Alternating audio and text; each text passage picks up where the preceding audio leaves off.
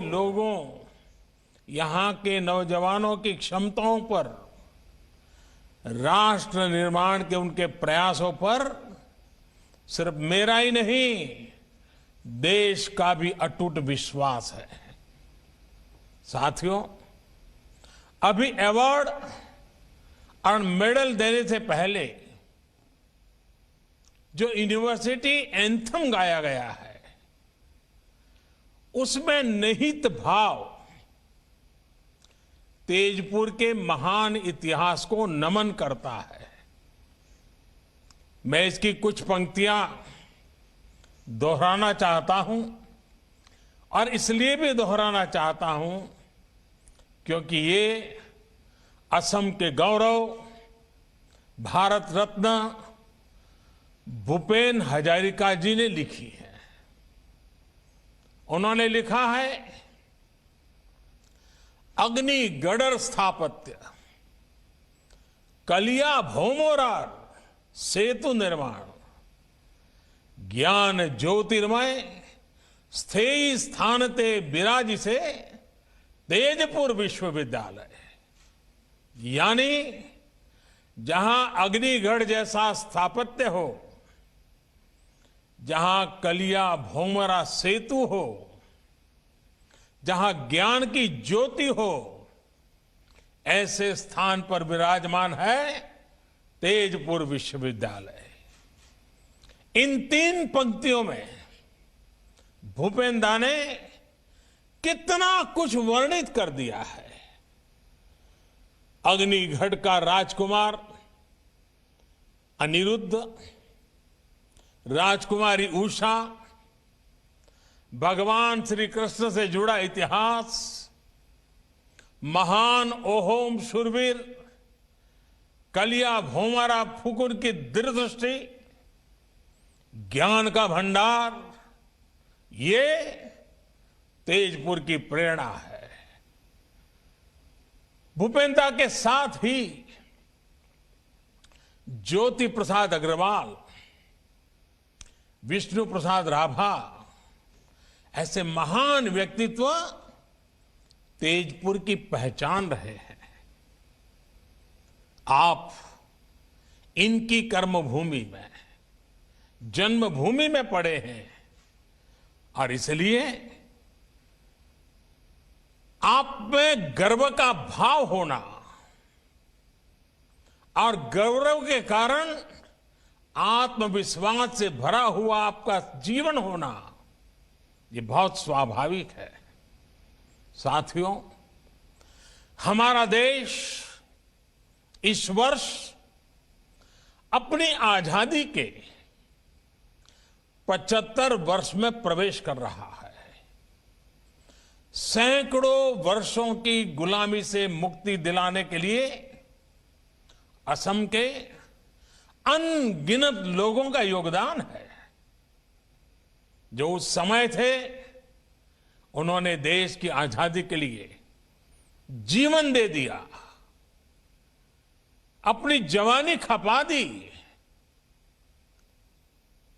अब आपको नए भारत के लिए, आत्मनिर्भर भारत के लिए जी करके दिखाना है, जीवन को सार्थक करके दिखाना है। अब से लेकर भारत की आजादी के 100 वर्ष पूरे होने तक ये 25-26 साल आपके जीवन के भी स्वर्णिम वर्ष हैं। आप कल्पना कीजिए, 1920-21 में जो नौजवान, जो बेटी आपकी उम्र की होगी, आज आप जिस उम्र के होंगे, 1920-21 के कालखंड में वो क्या सपने देखते होंगे, वो अपने किन बातों के लिए जीवन ढालते होंगे, किन कामों की पूर्ति के लिए अपने आप को खपाते होंगे।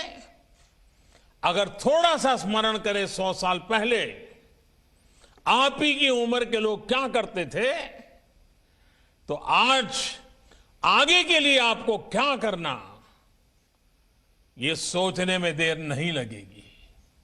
ये आपके लिए गोल्डन पीरियड है। तेजपुर का तेज पूरे भारत में, पूरे विश्व में फैलाइए। असम को, नॉर्थ ईस्ट को विकास की नई ऊंचाइयों पर ले जाइए।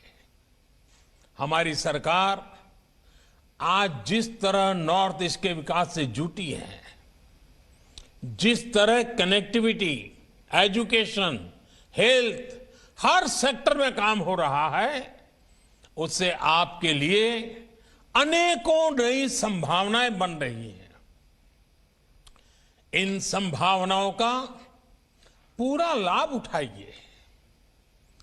आपके प्रयास ये बताते हैं कि आप में क्षमता भी है, नया सोचने, नया करने का सामर्थ्य भी है। साथियों, तेजपुर यूनिवर्सिटी की एक पहचान अपने इनोवेशन सेंटर के लिए भी है। आपके grass root innovations vocal for local को भी नई गति देते हैं, नई ताकत देते हैं। ये इनोवेशंस स्थानीय समस्याओं को सुलझाने में काम आ रहे हैं, जिससे विकास के नए द्वार खुल रहे हैं। अब जैसे मुझे बताया गया कि आपके डिपार्टमेंट ऑफ केमिकल साइंस ने पीने के पानी को साफ करने के लिए एक कम कीमत वाली आसान टेक्नोलॉजी पर काम किया है।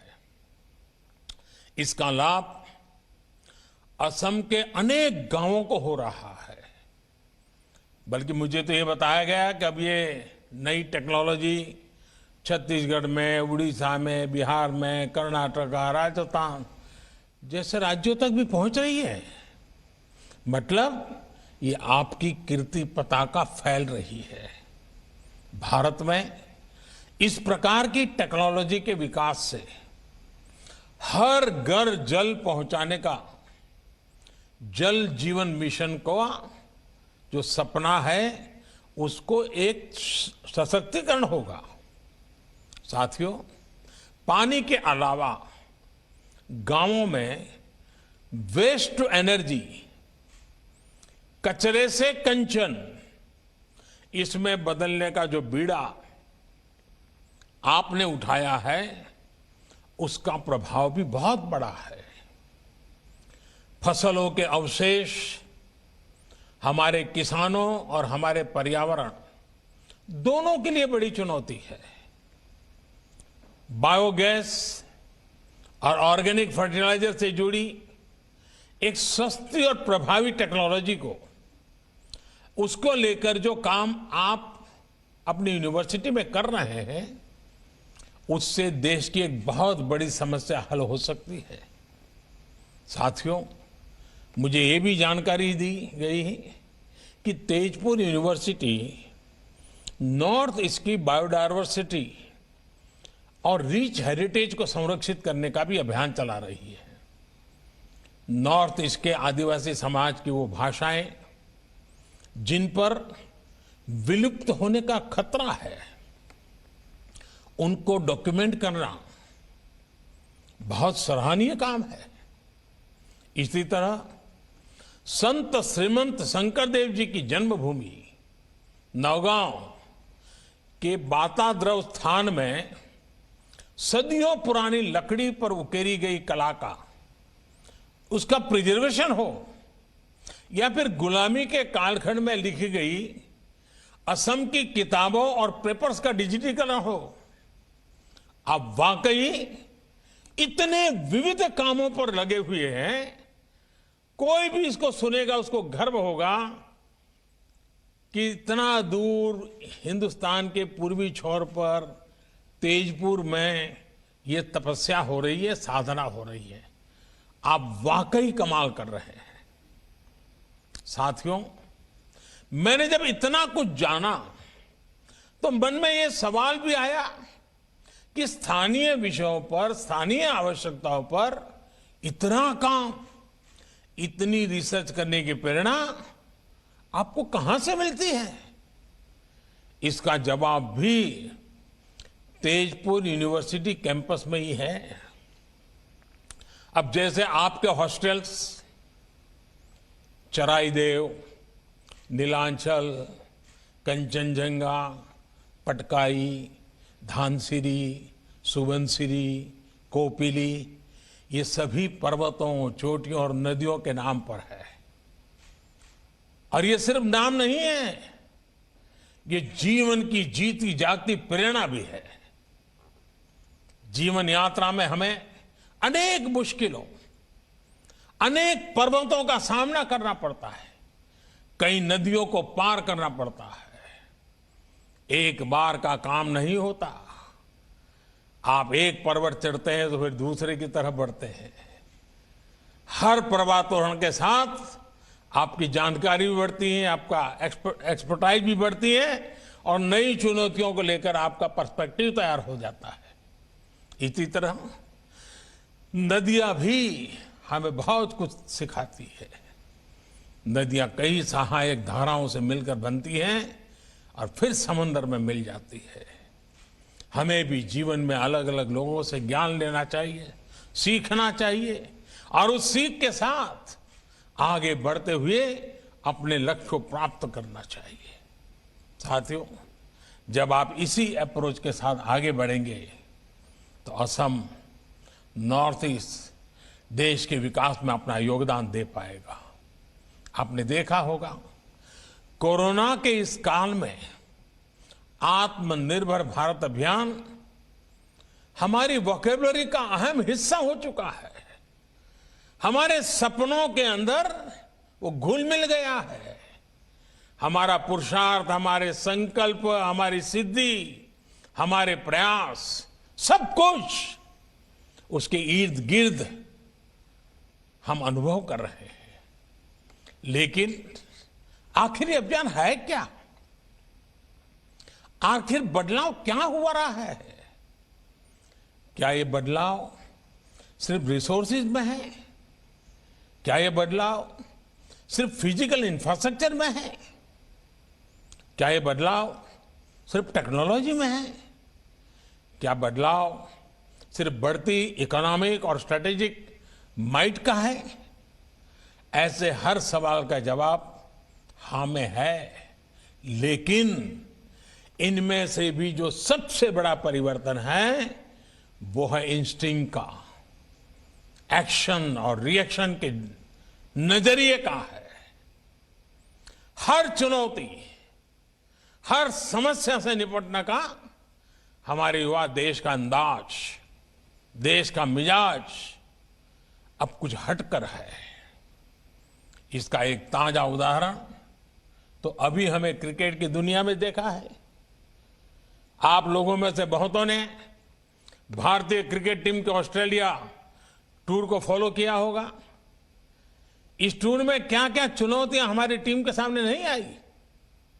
हमारी इतनी बुरी हार हुई, लेकिन उतनी ही तेजी से हम उभरे भी और अगले मैच में जीत हासिल की। चोट लगने के बावजूद हमारे खिलाड़ी मैच बचाने के लिए मैदान पर डटे रहे। चैलेंजिंग कंडीशंस, इसमें निराश होने के बजाय हमारे युवा खिलाड़ियों ने चैलेंज का सामना किया, नए समाधान तलाशे। कुछ खिलाड़ियों में अनुभव जरूर कम था, लेकिन हौसला उतना ही बुलंद दिखा। उनको जैसे ही मौका मिला, उन्होंने इतिहास बना दिया। एक बेहतर टीम को अपने टैलेंट और अपने टेम्परामेंट में वो ताकत थी जिससे उन्होंने इतने अनुभवी टीम को, इतने पुराने खिलाड़ियों की टीम को पराजित कर दिया। युवा साथियों, क्रिकेट के मैदान पर हमारे खिलाड़ियों की ये परफॉर्मेंस सिर्फ स्पोर्ट्स के लिहाज से इंपॉर्टेंट नहीं है, एक बहुत बड़ा लाइफ लेसन भी है। पहला लेसन ये कि हमने अपनी एबिलिटी पर विश्वास होना चाहिए, कॉन्फिडेंस होना चाहिए। दूसरा लेसन हमारे माइंडसेट को लेकर है। हम अगर पॉजिटिव माइंडसेट से लेकर आगे बढ़ते हैं तो रिजल्ट भी पॉजिटिव ही आएगी। तीसरा और सबसे अहम लेसन, अगर आपके पास एक तरफ सेफ निकल जाने का ऑप्शन हो और दूसरी तरफ मुश्किल जीत का विकल्प हो, तो आपको विजय का ऑप्शन जरूर एक्सप्लोर करना चाहिए। अगर जीतने की कोशिश में कभी कभार असफलता भी हाथ लगे तो इसमें कोई नुकसान नहीं है। रिस्क लेने से, प्रयोग करने से डरना नहीं है। हमें प्रोएक्टिव और फियरलेस होना ही पड़ेगा। हमारे भीतर जो फेल्योर का डर होता है, हम जो अननेसेसरी प्रेशर अपने ऊपर लेते हैं, उससे जब आप बाहर निकलेंगे तो फियरलेस बनकर उभरेंगे भी। साथियों, हौसले से भरा हुआ अपने लक्ष्यों के प्रति समर्पित भारत सिर्फ क्रिकेट की फील्ड पर दिखता है ऐसा नहीं है। आप भी तो इसी ही एक तस्वीर है। आप आत्मविश्वास से, सेल्फ कॉन्फिडेंस से भरे हैं। आप लीड से हटकर सोचने और चलने में डरते नहीं हैं। आपके जैसे इसी युवा ऊर्जा ने कोरोना के खिलाफ अपनी लड़ाई में ही भारत को बहुत मजबूती दी है। आपको याद होगा, इस लड़ाई की शुरुआत में ऐसी आशंकाएं जताई गई थी कि इतनी बड़ी आबादी वाला भारत रिसोर्सेज के अभाव में कोरोना से तबाह हो जाएगा।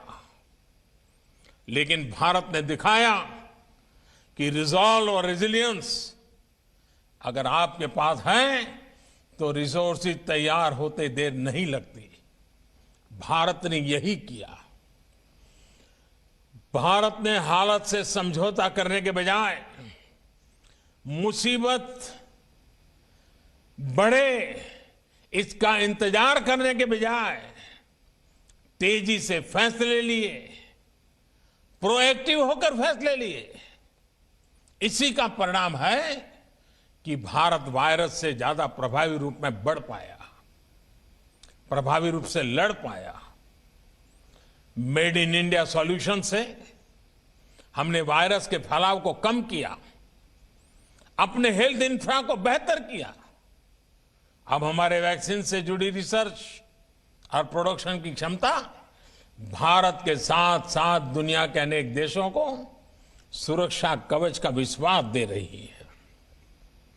अगर हम अपने वैज्ञानिकों, अपने रिसर्चर्स, अपने स्कॉलर्स, अपने साइंटिस्ट, अपनी इंडस्ट्री की ताकत पर भरोसा ना करते तो क्या ये सफलता संभव हो पाती? और साथियों, सिर्फ हेल्थ सेक्टर ही क्यों, हमारा डिजिटल इंफ्रास्ट्रक्चर ही लीजिए। अगर हम भी ये मानकर बैठ जाते कि भारत में लिटरेसी के अभाव में डीबीटी, डायरेक्ट बेनिफिट ट्रांसफर और डिजिटल लेन देन संभव नहीं है, तो क्या कोरोना जैसे संकट में सरकार गरीब से गरीब तक इतने प्रभावी ढंग से पहुंच पाती? आज जिस फिनटेक में, डिजिटल इंक्लूजन में हम दुनिया के अग्रणी देशों में शामिल हैं, वो क्या कभी संभव हो पाता? आज का भारत समस्या के समाधान के लिए एक्सपेरिमेंट से भी नहीं डरता और बड़े स्केल पर काम करने से भी पीछे नहीं हटता। सबसे बड़ा बैंकिंग इंक्लूजन अभियान भारत में हो रहा है। टॉयलेट बनाने का सबसे बड़ा अभियान भारत में। हर गरीब परिवार को घर देने का अभियान भारत में। घर घर जल पहुंचाने का सबसे बड़ा अभियान भारत में। सबसे बड़ी हेल्थ एश्योरेंस स्कीम भारत में, और अब सबसे बड़ा टीकाकरण अभियान भी भारत में है। इन सब का बहुत बड़ा लाभ नॉर्थ ईस्ट को हुआ है, असम के लोगों को हुआ है। ऐसे कार्यक्रम तभी चल सकते हैं जब देश और समाज आत्मविश्वास से भरा हो। देश यथास्थिति को बदलने के लिए, इनोवेट करने के लिए पूरी शक्ति लगा रहा हो।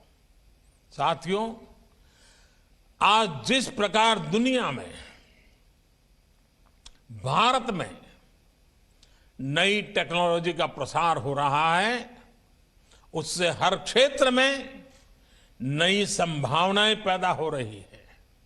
आज हम बिना ब्रांच के बैंक, बिना शोरूम के रिटेल बिजनेस, बिना डाइनिंग हॉल के क्लाउड किचन, ऐसे अनेक प्रयोगों को रोजमर्रा की जिंदगी में देख रहे हैं। ऐसे में यह भी संभव है कि भविष्य की यूनिवर्सिटी पूरी तरह से वर्चुअल हो और दुनिया भर से स्टूडेंट्स और फैकल्टीज किसी भी यूनिवर्सिटी का हिस्सा बन सके। इस प्रकार की ट्रांसफॉर्मेशन के लिए हमारे पास एक जरूरी रेगुलेटरी फ्रेमवर्क होना बहुत जरूरी है। नई नेशनल एजुकेशन पॉलिसी के माध्यम से लगातार उसकी कोशिश की जा रही है। इस पॉलिसी में टेक्नोलॉजी के ज्यादा से ज्यादा उपयोग, मल्टी डिसिप्लिनरी एजुकेशन और फ्लेक्सिबिलिटी को प्रोत्साहित किया जा रहा है।